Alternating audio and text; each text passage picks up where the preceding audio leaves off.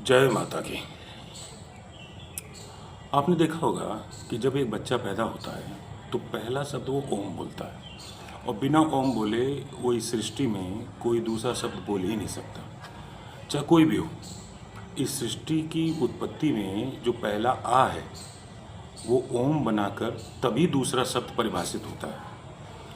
आप नोटिस करना, जब बच्चा बोलता है आप उसको लेटा हुआ होता है और आप उससे बोलते हो कि बेटा कुछ बोलो बोलो बोलो, कुछ बोल रहा है, ये देखो ये कर रहा है, तो करने लग जाता है। फिर उसके बाद वो कुछ रोने लग जाता है और कुछ दिक्कत होती है तो और फिर उसके बाद जब उसे बोलते बोलो पापा पापा या फिर मम्मी चाचा कुछ भी बोलो तो बोलता म। तो आ ऊ म ओम बोलता है और जब वो पूरा ओम बना लेता है तभी वो दूसरा शब्द बोल पाता है। जीवन की इस सृष्टि में जो भी मनुष्य आए हैं वो ओम से शुरू हैं और ओम पे ख़त्म है। ओम ही आदि है और ओम ही अंत है। ओम स्वयंभू है, मतलब ओम को किसी ने उत्पन्न नहीं किया। उसके प्रति हम ज़्यादा डीपली जाएंगे, कुछ लोग बोर ना हो जाएं, तो इतना ही बता देता हूँ कि स्वरूप से बिंदु हुई, बिंदु एक गोले के आकार में लिया और गोला एक ज्योत का रूप धरा, जिसको हम पहले पायदान पे कहते हैं पहली सीढ़ी। इसको नंबर के जो हमारा अंक गणित है उस पर हम विभाजित करेंगे और आगे चल के इसको फिर डिफाइन करता रहूँगा। अब देखो, बच्चे ने बोला ओम। अब जो मरता है कोई, अब आपने देखा होगा कि उई मैं मरा, आए मर जाऊँगा, ये जो कहते हैं कि वो कहारी भरता है और दर्द का कराह भरता है। ऐसा क्यों करता है? नोटिस करना, वो क्यों करता है? उसको किसने सिखाया? कोई स्कूल में सिखाया, किसी ने सिखाया? नहीं, ऑटोमेटिक वो चीज़ उसके निकलती है, आए ओ अरे दर्द में पीड़ा में।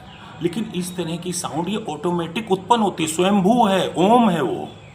और जब ये ओम बना लेता है उस दर्द के कराहट में, तभी उससे मुक्ति मिलती है, तभी उसे उस चीज़ से मुक्ति मिलती है।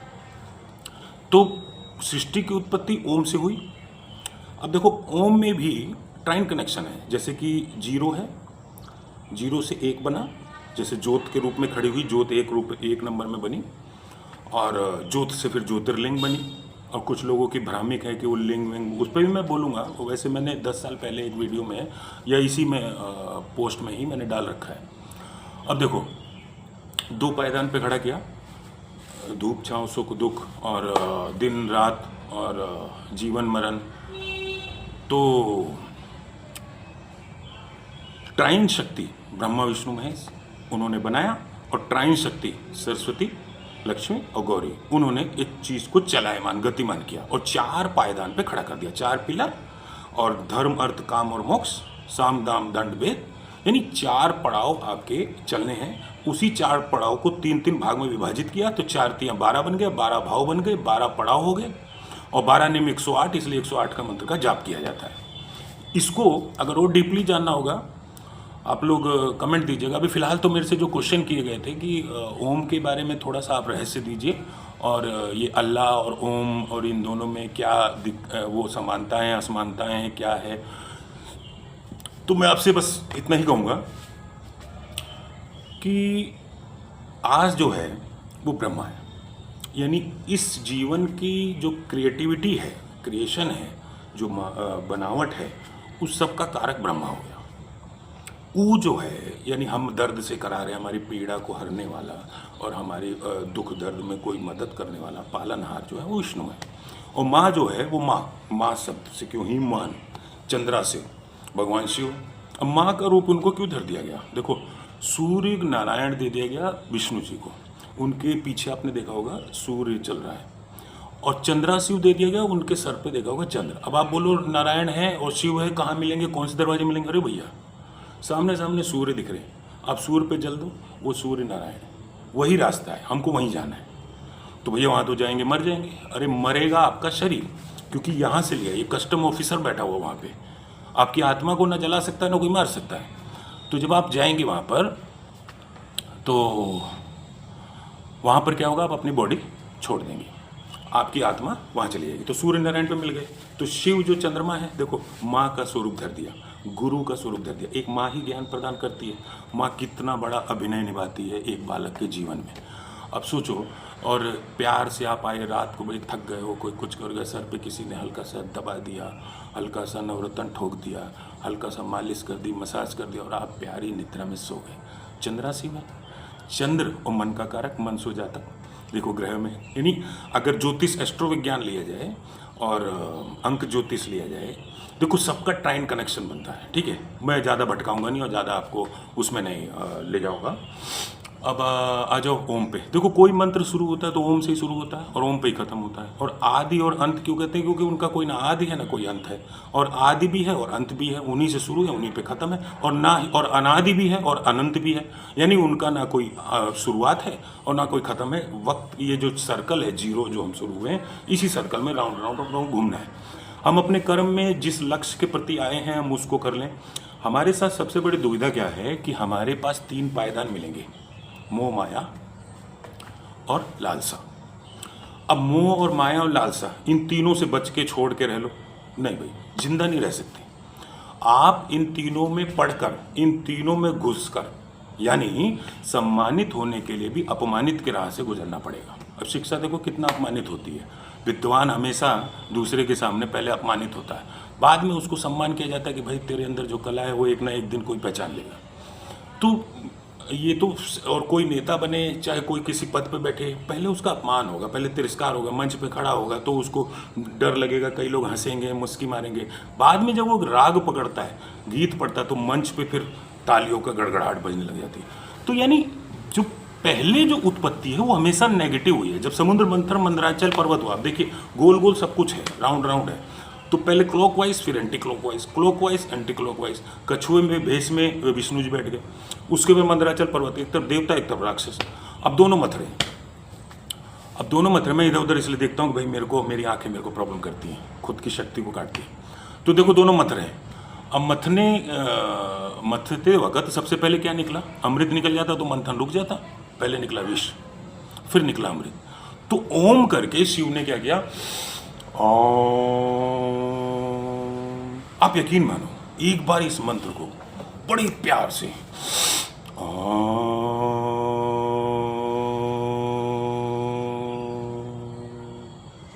आपको ऐसा लगेगा मेरे अंदर से कितनी चीजें बाहर चली गई। यकीन मानो, मनुष्य की बॉडी में जो टॉक्सिक प्रोडक्ट निकलता है हमेशा नेगेटिव होता है, कार्बन उत्पन्न होता रहता है। ओम कहते ही ऐसा पियानो बजता है कि उस सारी नकारात्मक ऊर्जा बाहर हो जाती है। अब किसी ने कहा कि भाई मुझे गुस्सा आया, मुझे क्रोध नहीं हुआ, बर्दाश्त नहीं हुआ, मैंने उसका मर्डर कर दिया, मैंने उसको मार दिया, मैंने उसके ऊपर इतना हाथ छोड़ दिया, तो मैं क्या करूँ गुरुजी, मेरे से गुस्सा शांत नहीं होता। मैंने कहा है ना उसका इलाज ओम। अगर आप जब भी आपको क्रोध आ रहा है या कोई भी ऐसी बात जो आपको नहीं परेशान कर रही, विचलित कर रही है, आपको क्रोध से भर जा रहे हो, यार मैं, आपको करना क्या है? बस शांत होके एक गहरी सांस लें। कहते हैं relax, cool down, calm down, कहते हैं ना, वो जो अंग्रेजी वाले वो जो पढ़ाते हैं और वो पढ़ाते हैं। देखिए सबका कनेक्शन जुड़ा हुआ है, सारे ज्ञान एक दूसरे से जुड़े हुए हैं, कोई चीज़ अलग नहीं है। तो कहते हैं आप ओम से रिलैक्स माइंड से जब ठंडी गहरी सांस लेते हैं, आप यकीन मानेंगे आपका क्रोध शांत हो गया। आपको कोई गाली दी, आपने आराम से सुन लिया।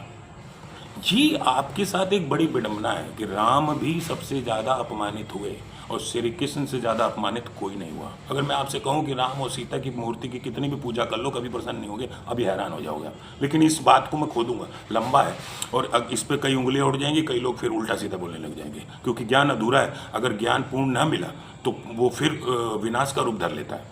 तो देखो मैंने क्या बोला, मोह, माया और स्वार्थ, ये 3 चीजें, लालसा, स्वार्थ, लालसा, वो आपको उसके पायदान से निकलोगे। लेकिन क्या बोले कि मोह और माया स्वार्थ के रास्ते से निकलो, लेकिन लिप्त मत होना।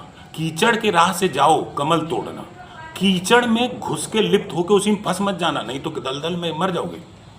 तो ये एक विडंबना है मनुष्य की कि मोह माया। वही तो कहा, तो माँ गौरी ने क्या पूछा शिव से कि धर्म, अर्थ, काम और मोक्ष, काम और वासना से लिप्त इंसान मोक्ष का अगला पड़ाव कैसे पहुंच सकता है? तो उस पर क्या गजब का ज्ञान दिया, मतलब नशा है, गजब का मजा है। हाँ, तो मेरे ख्याल से अभी ओम पे ज़्यादा नहीं बोलते हैं क्योंकि वीडियो बहुत लंबी हो रही है, और अल्लाह पे बोल देता हूँ। आपने नोटिस किया होगा कि ओम जो है, ओम का लिखने के बनावट देखना। अच्छा हाँ, और एक बड़ी इंपॉर्टेंट बात, हमारी जो बॉडी है वो ओम से बनी है। आप नोटिस करो, देखो आपके माथे का यहाँ से ये ऊ, ये देखिए ऊ, ये देखिए ऊ, ये देखिए ऊ, ये देखिए थोड़ी ऊ, आप एक कंधा देखिए ऊ, और उसके बाद जो उसके पीछे का होता है देखिए कान, और जो उसके ऊपर चंद्रमा होता है देखिए गोल, ये चेहरा, ये पूरे जो स्ट्रक्चर पेट का, ये देखो पूरी बॉडी ओम से बनी है। आप यकीन मानेंगे, प्रभु की लीला देखो, लीलाधर की, मतलब तीनों कैसे काम गेम खेल रहे हैं, कैसे गेम खेल रहे हैं। ब्रह्मा कैसे सृष्टि में पैदा कर रहा है, और बनाने में, संरचना में कैसे कौन, दोनों तीनों की भूमिका निभाई है। ये नहीं कि अकेले एक ब्रह्मा ने बना दिया, हाँ उनको प्रेसिडेंट घोषित कर दिया गया, उनको प्रायोरिटी दे दी गई, लेकिन बिना ट्राइन कनेक्शन में ना किसी का अति होती है, ना गति होती है, ना मुक्ति होती है, ना ही कोई काम होता है, ना कोई फलित होता है। तीन शब्द है ना, कहते तीन चीज ही, कहते ज़्यादा भूख लगी है 3 रोटी खा लो। लोग कहते 3 तिगाड़ा। अरे भैया, मेरा काम सिर्फ एक ही है कि जो ज्ञान हमारा भटका दिया गया है, खराब कर दिया गया है, जो संस्कृति मिटा दी गई है, जो लड़ाने के लिए अंग्रेजों ने जो एक सेना खड़ी करके और एक गलत वो डाल दिया है, उसको वापस से सुधारना। अब जो मैं ज्ञान दे रहा हूँ, अब आप कहोगे कि वो गलत है, सही है, जरूरत नहीं है प्रमाण की। अगर आपको मैंने ओम बोला तो वो ऊ है, उसको मिटा के कोई सू नहीं कर सकता। तो जो चीज़ मैं बोल रहा हूँ वो तो प्रैक्टिकल है, वो तो आपकी आंखों देखिए, आपके पास अपना माइंड है, आप खुद उस चीज़ को स्वीकार सकते हैं। अब देखो अल्लाह, अल्लाह में अब देखो अल्लाह शब्द जो है ना, अल्लाह, अब इसमें अल जो है वो क्या है, द, इंग्लिश में द बोलते हैं, यानी वह, और लाह जो क्या है, ईश्वर। तो यानी क्या कहते हैं, ईश्वर। ये क्या है, ईश्वर क्या है, जो इच्छाएं पूरी करता है या दर्द वर्द से मुक्ति दिलाता है। तो आपने नोटिस किया होगा, जब अल्लाह, तो आप डकार मारते हैं, जब खाना खाते हैं आप डकार मारते हैं, कुछ वो आपको पेट में वो होती है, और आपका तो आओ, तो कहते क्या गंदी डकार ले रहा है यार। और एक आपने अल्लाह, आपने खाना खाया है, कुछ किया, तो कहीं ना कहीं ये ओम का ही काम कर रहा है, लेकिन ये आपका दर्द निवारक है अल्लाह, ये दर्द निवारक काम कर रहा है अल्लाह। अब आप अल्लाह अल्लाह अल्लाह अल्लाह करते हो, कपाल भारती हो जाता है। अब यकीन माने, कुत्ते को देखा, कुत्ता जीभ निकाल के आपने देखा होगा, वो हमेशा करता है, वो क्या करता रहता है, वो कपाल भारती करता है। तो ये जो अल्लाह वर्ड है, आप यकीन माने किसी चीज़ से नफरत ना करें, ये नफरत बोया किसी ने है। ये सारे शब्द जो प्रकृति में आए हुए हैं सब एक रहस्यमय है, जो कि आपने इसीलिए देखा होगा कि जो मोमडन है वो ज़्यादा सुंदर होते हैं, उनके अंदर बीमारियां कम होती हैं, वो लोग ज़्यादा जवान होते हैं, वो लोग साथ साथ शादियाँ करते हैं। यहाँ एक शादी नहीं झेल सकता कोई, तो उसका कारण भी उनके पास जो वो चीज़ें अपनाते हैं। जब वो कहता है लिल्लाहुर्रहमान रहीम या रसूल अल्लाह, तो वो जो कहता है, और वो जो उसके पीछे वो कहता है ना कि अस्सलाम वालेकुम, तो बोलो वालेकुम अस्सलाम रहमतुल्लाह व बरकत या रसूल अल्लाह। क्या कहता है, बरकत और रसूल अल्लाह, आपकी अंदर की, मतलब आप स्वस्थ रहे, निरोग काया रहे, और आपको बरकत मिलती रहे, उसमें एक आशीर्वाद है। तो उस वर्ड में जब आप कुछ कुछ भी बोलते हैं, या ये जो हुंकारी निकलती है, ये आपका पियानो की तरह एक ऐसा बटन दबाता है जो आप अंदर हाथ डाल के ना उसको छेड़ ही नहीं सकते। तो कई तरह का, मान लो कफ है, हम वात पित्त कफ और 3 प्रवृत्ति का मनुष्य बना हुआ है। अब आपके कफ बहुत ज़्यादा बलगम या किडनी विडनी पर फंसा हुआ है, जब आप अल कर रहे हो तो उधर से नस ऐसे उठी और उसने उठाया, उसने सरका दिया, नीचे चला गया। तो कई चीज़ें ऐसे पियानो की तरह ये करता है। इसीलिए कहते हैं कि अध्यात्म से जुड़ा हुआ जो मंत्र पढ़ता है, सिद्धि पढ़ता है, भगवान प्रसन्न होते हो ना होते हो, लेकिन उसके अंदर की पॉजिटिविटी उसके अंदर बहुत ज़्यादा आ जाती है, नकारात्मक ऊर्जा बाहर हो जाती है, और वो निरोग काया ज़्यादा मिल जाती है उसको, उस पर चमक ज़्यादा आ जाती है, उसके चेहरे पे तेज बहुत ज़्यादा होता है, लालिमा बहुत टपकती है। दूसरा, उसकी उम्र लंबी हो जाती है, और वो पॉजिटिव एनर्जी से भर जाता है, ऊर्जा से भर जाता है। तो ऊर्जा दोनों होती है, सकारात्मक नकारात्मक, दोनों पहलू में आएगी। तो इसीलिए नारद जी का भी तो घमंड तोड़ा था, इतना बड़ा नारद जी घमंड करते थे, नारद का भी घमंड तोड़ा था भगवान ने। तो भगवान लीला करते रहे।